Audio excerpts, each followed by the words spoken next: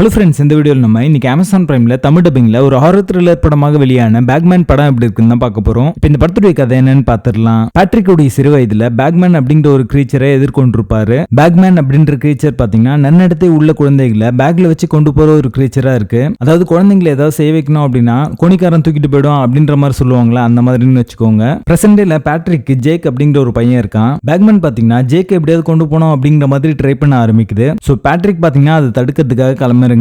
So இதுக்கப்புறம் நடந்த சுவாரஸ்யமான விஷயங்கள் தான் இந்த படத்துடைய கதையே. இப்போ இந்த படத்துடைய பாசிட்டிவ்ஸ் அண்ட் நெகட்டிவ்ஸ் எதை பார்த்துடலாம். தமிழ் டப்பிங் நீட்டா சிங்கோட பண்ணிருக்காங்க. ஒரு ஹாரர் படத்துக்கு தேவையான ஹாரர் என்விரான்மெண்ட்டை இந்த படத்துல கிரியேட் பண்ணல அப்படின்னு தான் சொல்லுவேன். இந்த படத்துல பயப்படுற மாதிரியான ஒரு சீக்வன்ஸ் கூட இருக்காது. ஸ்கூபிடோ கார்ட்டூன்ல கூட பாத்தீங்கன்னா மிஸ்டரியான சில எலிமெண்ட்ஸ்லாம் வந்து பயப்படுற மாதிரி வச்சிருப்பாங்க. அந்த அளவுக்கு கூட இந்த படத்துல எதுவுமே இருக்காது. சோ இதுக்கு முன்னாடி நீங்க நிறைய ஹாரர் படம் பாத்தீங்கன்னா அதே காட்சிகள் தான் மறுபடியும் ரிப்பீட் ஆகுது அப்படின்ற ஒரு ஃபீல் வரும். புதுசா இந்த ஒரு விஷயமே இந்த படத்துல இல்ல. படத்துடைய பேசிங் ஆவரேஜா இருக்கும். மொத்தத்துல இது ஒரு பிலோ ஆவரேஜ் ஹாரர் த்ரில்லர் படமாக வந்திருக்கு. படத்துல அதற்கான இந்த படத்தை நீங்க ஃபேமிலியோட பார்க்கலாம். பேக்மேன் படத்துக்கு எங்களோட ரேட்டிங் 3.5 out of 10.